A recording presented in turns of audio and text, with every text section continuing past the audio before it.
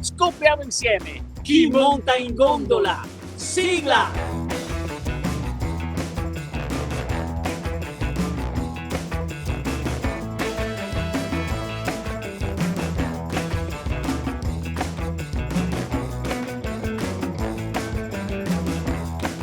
Direttamente da New York, Stefano Vaccara. Buonasera a tutti, buonasera a tutti. Un'attrice bravissima e straordinaria, Marta Richeldi.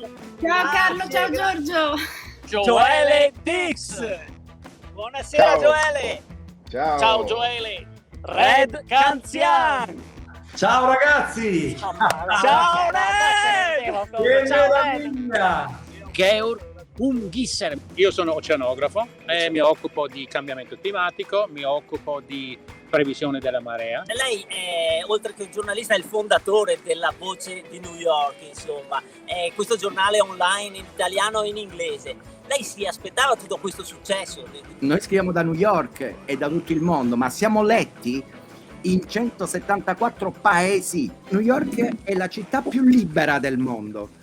Venezia è la più bella e quindi Liberty, guardate dietro, Liberty Beauty. Beauty. Liberty and Beauty. Forse non tutti sanno che Venezia è donna.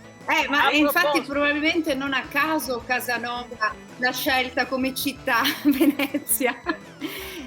Io da 2 anni sto lavorando a quest'opera dedicata a Giacomo Casanova. Ci sono pochissimi dialoghi, ecco perché l'ho chiamata opera pop. Venezia è casa mia, Venezia splendore, sono tornato e non andrò più via. Arriveremo a vivere altri 1600 anni in questa città. Chiediamoci, riusciamo a vivere ancora 100 anni, ecco, casomai, sì.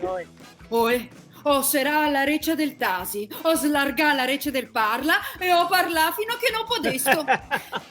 Ecco, allora, secondo te, come sarebbe l'automobilista incazzato qui in gondola a Venezia? Allora, per il mio personaggio Venezia è un incubo, perché è un posto dove non puoi nemmeno entrare con la macchina, cioè è un posto impossibile. Ciao Georg. Ciao Fioi. Grazie. Fioi, insomma. Fioi una volta. Ciao Fioi! Ciao Fioi! Ciao Joelle. Ciao Fioi! Ciao Fioi! Ciao. Ci vedremo. Alla prossima puntata qui da Venezia per scoprire insieme chi monta in gondola.